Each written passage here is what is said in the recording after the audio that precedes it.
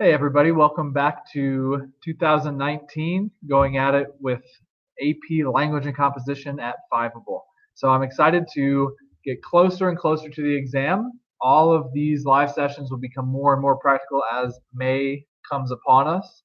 Last year, at the very end of 2018, we ended looking at argumentation. And we're going to wrap that up actually tonight, take a couple weeks off of essay writing, and then the very beginning of February, we're going to start our synthesis unit. So we'll do a quick review of argumentation today, and then we'll spend most of our time looking at conclusions, ineffective conclusions, just for argumentation essays. We've done the same for rhetorical analysis. Every single live session is titled, so you can go back and watch replays anytime that you want, as often as you want. So as it's getting closer and closer to May, that is a great idea.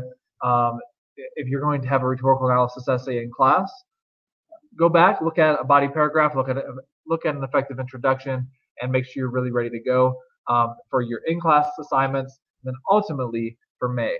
The better that you do in class translates to your AP score in May. So deliberate practice is what it takes for AP Lang and Comp all year long. So I'm glad you're watching either live or through replay these sessions that we're working through Fiveable. All right, so today we're going to spend, like I said, most of our time looking at effective argumentation conclusions. Quick, maybe 5-minute review of what we did in November and December with argumentation. So argumentation expectations. Number one, it's all about having an articulate, clearly thought out argument. That only matters if I have appropriate evidence, and then most importantly, I explain my evidence. I'm explaining how does my evidence support my argument. So pieces 1, 2, and 3 are very, very crucial. Step 3 is bolded. That's where I really separate a mediocre score to a great score with my thorough, logical explanation. However, I can't do that without steps 1 and 2 being really, really done effectively. Nuanced perspective is important. If I really want to shoot for 7, 8, or even 9 on the essay, I have to show my reader how much I've really thought through this topic.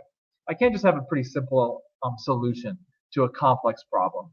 And then lastly, like every style of writing you'll ever write, you want to have an effective writing style. That's true in our class for rhetorical analysis, for argumentation, and for synthesis. Effective writing style, really think about it as precise word choice, not fancy language, but just the exact wording that proves my point clearly, and varied sentence structure. You don't want to start every sentence with this shows, this shows, this shows. You want to really have a flow to your writing. It's optional, but the best essays that I've seen as an AP reader use a creative opening of some sort. And I went over that very thoroughly with that previous live session.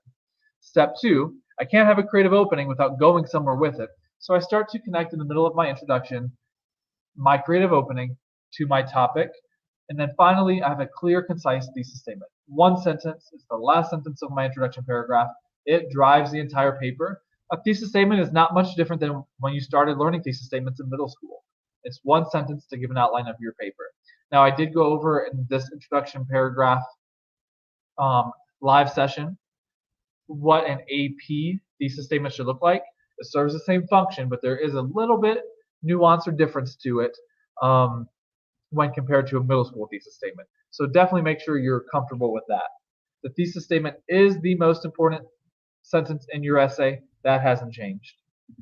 Now, a body paragraph, and this is just my recommended way to go about it, but again, there are many ways you can effectively organize, but no matter what, you need these components in it. So this is how I would organize my body paragraphs. I would shoot for 3 body paragraphs, but if I do this twice really well, I'll be just fine. So first I have a one-sentence topic sentence that states the claim. A lot of students skip this actually and want to jump into their concrete evidence. State your claim first. What are you proving in this paragraph? Going back to your thesis statement. All right, so step 2, a few sentences introducing the concrete evidence. This is what happened, or this is who I'm talking about. This is who they were. And then step 3 is the most important. Once I've laid out step 1 and 2, I'm proving, I'm spending a lot of time with nuanced writing saying this is how my evidence supports my claim. And then lastly, just wrap up with one sentence, kind of tying it all in together. Again, probably the most important live session for our unit was toward the middle of December when we spent our entire session looking at a model body paragraph. I highly recommend that's one that you want to refer back to periodically throughout the year. This is my recommended timing. Obviously, you do not have to use this by the minute. This is not anything other than maybe what I would try to set out to do. 6 minutes to read the prompt and plan your essay. I'm going to be honest, most students take less than 6 minutes. So 6 minutes doesn't seem long, but so many students are anxious to write, rightfully so, because 40 minutes goes very quickly. But take time to plan out your essay. I don't care how that looks. You might write it. You might write a formal outline if you can do it quickly. You might just bullet point some ideas, but know where you are going, know what your claims are, know what evidence you will use for each claim. Again, you'll have a claim for each body paragraph. You'll have either 2 or 3 body paragraphs. Take about 7 minutes to write your introduction. I do encourage about that time. Maybe you can get it done a little bit quicker. Don't take too much more time on that, but take a good chunk of time. 7 minutes is more time than most people spend on introduction paragraphs. So take your time. That's really going to help you set yourself apart from all of the other writers across the world who are taking this exam. Take the bulk of your time as expected in your body paragraphs. If you can only do 2 body paragraphs, you can do 2 really well. If you spend 22 minutes, that is 11 minutes per body paragraph. You can write a lot in 11 minutes. I promise you that 6 minutes up front is an investment into your future self. By that I mean yourself in about 10 minutes when you start to write the essay. When you get to your body paragraphs, you will write a lot more if you go into it knowing what you're going to write about. If you just start writing, it might go pretty quick at first, and then you might hit a roadblock. This happens all the time. And then you're sitting there for 5 or 6 minutes thinking about, okay, what should I do now? So put that time in up front. That way it goes really smoothly from there on out. Do take a few minutes. Now that's our entire live session tonight, is what I'm saying should take you about 3 minutes. The reason that should go fast is because the hard part is thinking about what to write. You've done that in your intro and your body paragraphs. Now you're just wrapping it up very nicely. So I'll show you a great example of that tonight and the components of what an effective conclusion looks like. I'm going to keep it very simple, but I do want you to include a conclusion, and I'll talk about that more tonight. Do take a couple minutes to proofread and revise as well, just looking for any errors or revisions that you can make. So a lot of times, I'll just say this about it. When you're looking for your own errors, what you think you said isn't actually what you actually said on the paper. You might have went too quickly. You might have repeated words. You might have skipped words. Just clean it up. Take a minute or 2 to do that. Not anything more than a couple minutes to proofread and revise, because you want to spend as much time as you can actually writing. All right, so now we're on for the rest of the night, conclusion paragraphs. Let's talk about the function or the purpose of conclusion paragraphs, and then we'll spend the rest of the time looking at what it actually looks like in writing. So provide a sense of closure for your essay. So many essays that I read every year as an AP reader and in my own classroom. And abruptly, there is no sense of closure. It's one more sentence to prove my point and I'm done. I do want you to have an effective essay. Having an effective essay means I have a beginning, a middle, and an end. And intentionally with the last word you want to leave with your reader. Not just the last word you happen to write, but what do you want the last thought or word to be? So really think about that. I'll show you my example tonight. And as you're doing those things, emphasize the most important parts of your argument. I'll show you again what those pieces should be as we get to my model conclusion. Here's the only 2 components that I want to make sure you have in your conclusion essay. Conclusion paragraph. It should be between 4 and 6 sentences. Now, to write 4 to 6 sentences in 3 minutes does take like quick writing, but you should already be able to think about as you're writing, hey, this is what I'm going to come back to in my conclusion. So there's no new thoughts happening, just a new way of looking at what you've already written. So first, you're going to briefly re-emphasize your thesis statement in light of your concrete evidence. I'll show you what that looks like soon. Briefly re-emphasize your thesis statement. You're not going to simply reword the thesis minimally. You're going to just rephrase those ideas. But you also are going to mention your concrete evidence. There is a flow here. Concrete evidence does not come into the intro. It comes in your body paragraphs. But you've already written your body paragraphs at this point, so it makes full sense as a reader reading your essay that you would go back and mention that concrete evidence very briefly. Secondly, and lastly, if you do the creative opening, circle back to it. That is going to be an extremely effective piece of writing and an extremely effective route to take. If you don't do a creative opening, cut that piece off, just really focusing on that first bullet point here.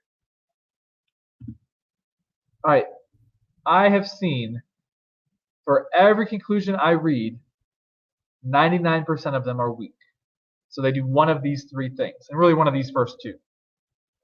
If all you do is restate your thesis or paraphrase your thesis in different words, that is not an effective conclusion. I did not forget your thesis statement. I don't need to just see that. So you have to do something more than that. Second, don't randomly bring up a piece of evidence without explaining it. That's why I say just harken back to your body paragraph concrete evidence. You've already explained that thoroughly. I can't say, yeah, just like Barack Obama. That doesn't make sense without explanation. You don't really have time to explain in context in your conclusion paragraph. So talk about the evidence you've already done the work on. And lastly, obviously it's weak in terms of a conclusion's sake to not include a conclusion. Speaking of, to conclude or not to conclude, that is the question of all questions when it comes to our essays. So many teachers that I've talked to, great teachers, don't agree with me on this, and I get why. So I'm gonna address. I'm not saying that I'm right. I just have a strong opinion about this. Your teacher might say, "Don't listen to him about this." This is what I think. So many teachers that I talk to say, "Oh, I tell them just to not even worry about a conclusion." Here's why teachers say that. Conclusions do not effectively or exceedingly raise your scores. However, they are a sign of a good complete essay or a strong complete essay. So if I spend 15 minutes on a conclusion, that is not time well spent. Why teachers tell students to not include a conclusion is because they don't want students stressing out about them. I don't want you stressing out about them either. So I'm actually very much in line with most teachers, or all teachers probably, who say don't even worry about the conclusion. Because I'm essentially saying don't worry about it too much. But I do think, and I'm really talking about students who are shooting for a 7, 8, or 9 on this essay, even a 6, just to secure your 6. The College Board rubric will say it has an overall argument. Now, when I go to College Board reading and I read other essays, we are trained not to punish your essay. So if you don't have a conclusion, I'm not going to take off points for that. But we are trained to reward students for what they do well. And it goes without saying, I hope, that an effective conclusion is something done well if it's done effectively. So if you can do a conclusion effectively, you will be rewarded. You will secure your score, or if you're on the fence, it can land you on the side that you want to. If you're between a 6 and a 7, an effective conclusion might actually land you to a 7. An effective conclusion alone is not going to get you to a 7. Body paragraphs are what really get your score. So that's where I want you spending most of your time. That's what any teacher who says don't include a conclusion is thinking. Spend your time on the body paragraphs instead. I think, hey, we can make 3 minutes worth of an investment in a conclusion paragraph to have a sense of closure, to have a sense of completion, and also to impress our readers, because most students are not doing what we're going to talk about tonight.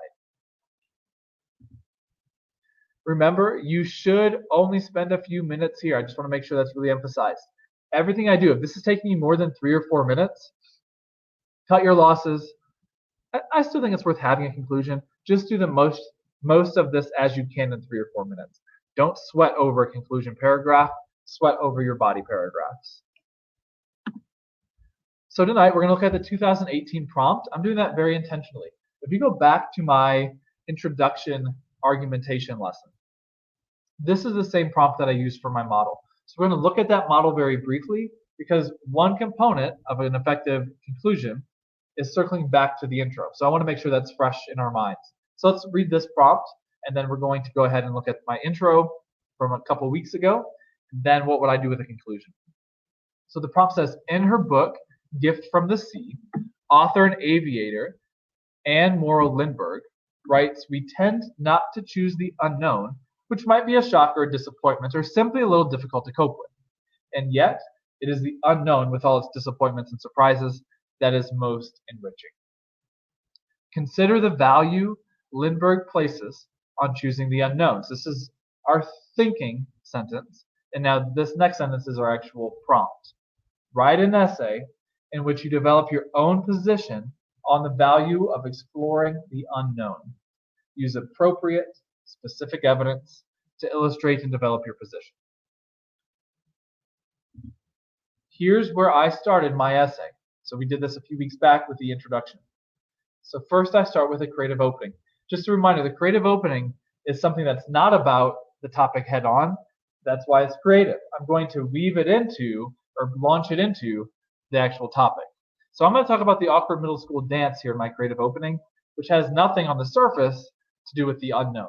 So let's read. The awkward middle school dance has become a cliche in American society because it's such a universal experience. Teenage boys congregate on one side of the gymnasium floor while their female counterparts huddle together on the opposite side. The first 20 minutes of the dance seem to last forever. As lights low and music loud, both groups talk among themselves with intermittent, tense glances across the dance floor. At this point, the dance could turn in one of two directions. Each group could stay gender segregated, or a student could venture across the dance floor and into the unknown. The moment a boy or girl walks out of his or her respective gender bubble, all eyes are attracted to the brave soul. What will the night hold? Public rejection? The beginning of a lifelong romance? More often than not, the answer is somewhere in between. Two students pair off and begin to dance in the middle of the gymnasium. So my last slide, I threw in the word unknown, but other than that, I'm just talking about the seemingly random topic, middle school dance. Now it's my job to start tying it into my thesis, making sure my reader knows I'm not writing the wrong essay. I'm just creatively opening, unlike most students, into this topic. So let's read the bridge. The tension immediately lifted, couples quickly form, and the dance officially begins. The evening forever more enjoyable and memorable because of one awkward middle schooler's courage to choose the unknown. Although the stakes are admittedly low in a middle school dance, this is exactly what Anne Morrow Lindbergh means when she celebrates the unknown for all its disappointments and surprises. As Lindbergh suggests, exploring the unknown is not only enriching, this is my thesis, it is necessary in order to advance as a society. This is the same thesis we'll look at when we circle back to it in the conclusion. So let's read it one more time. And note, again, go back to my introduction slides or live session. You can look at the replay. If you need a refresher on what's too much or too little in the thesis, I think this is the sweet spot. As Lindbergh suggests, exploring the unknown is not only enriching, it is necessary in order to advance as a society. Now, let's say, I'm not going to show you body paragraphs here, but let's say I had 3 body paragraphs. And granted, I did not even include my claims. My claims would be aligned here, though. Exploring the unknown is not only enriching, it's necessary. So let's say the first body paragraph I talked about Neil Armstrong as my concrete evidence. He went and obviously was part of space exploration, first man on the moon. Second body paragraph, let's say I use Thomas Edison with his inventions, including the light bulb. I would say his inventions were embracing the unknown with him just researching and finding new solutions, etc. And then lastly, I would argue Gandhi embraced the unknown when he had his civil disobedience really take over India. So all 3 of these men, although very different, they're in very different cultures and times, in very different fields, all had one thing in common. They embrace the unknown. And let's go back to my thesis. And I would argue in my essay, society is better because of it. Gandhi, Edison, and Armstrong, I'm using as examples of people who advanced society because they challenged themselves and did what most people who've ever lived have not done. They embraced the unknown. So I'm agreeing with Lindbergh here pretty much in full, and these are my examples that I would use. Now, let's look at the conclusion. So the way I'll do this today is I'll have a sentence or two, and then I'll kind of take a minute to explain why it's effective in the conclusion, and we'll just read it all in context.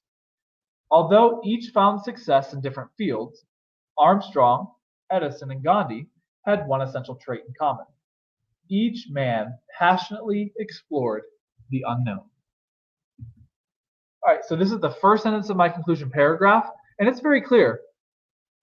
I'm starting to wrap this up. Your conclusion should sound like a conclusion. It should not sound repetitive. It should sound like, okay, I'm wrapping this up. I'm still going somewhere with this, but I have a sense of closure. All three pieces of concrete evidence are mentioned and unified, and they're done so very, very briefly. I would not spend a sentence on Armstrong, a sentence on Gandhi, a sentence on Edison. I would do it exactly like this. One relatively lengthy, but one sentence. Next sentence. Because of their eagerness to embrace uncertainty, the world has been forever changed. That links back to my thesis. Exploring the unknown is necessary in order to advance as a society. That's my thesis. To embrace uncertainty, the world has been forever changed. That is not a reword of my thesis, but it's thematically the same. Third sentence. The majority of men and women seem to navigate life from the sidelines, hesitant to venture forth into unknown territory. So throughout my essay, I would intentionally juxtapose these leaders, Edison, Gandhi, Armstrong, etc. I would say, this is a quick side note, Armstrong is one of many people in the space field who ventures into the unknown. I don't want to act like these are the only three people in history who've done that. But I would juxtapose the few who do venture into the unknown with the masses who seem hesitant to. So I would just re-hit that point here. I would make this point throughout the entire essay. I kind of alluded to it in the introduction. And then in my body paragraphs, every single time with my nuanced explanation, I would say, here's what sets Gandhi apart from everybody else, from the vast majority of other people. Here's what sets Edison apart from the vast majority of people. Or you can even say the field of inventors apart from the vast majority of people. And of course, here's what sets Armstrong apart. I would be making this claim, essentially, throughout my essay. Next sentence. This is my fourth sentence. However, it is the bravest people, the ones who are willing to first cross the awkward middle school dance floor, that have the greatest impact on society. So here, I'm doing what I can only do with a creative opening. I'm harkening back to the creative opening. This provides a sense of wholeness, unity, and purpose to your entire paper. And it actually makes the creative opening, which you spent 7 or so minutes writing, more effective. If you don't circle back to it, it's just kind of hanging there in the front. It's still effective, but coming full circle says, okay, this writer knew where she was starting and where she was ending. If you can pull this off, this is just an effective writing technique that your AP reader will be impressed with, and any reader would be impressed with. If you can plan out a full 5-6 paragraph essay, whatever, 4, 5, 6 paragraph essay, a full length essay with a beginning and end in mind, and come back to it, that's just high level writing. It's even more impressive if you do it in AP because you only have 40 minutes to think, write, and revise. That is a tall order. So you're not going to be able to do this every time, is my guess. But if you can pull it off, and of course it takes practice to get better and better at it, this is going to be super impressive. You're going to sound like the top 1% of writers, if not even tinier percentage.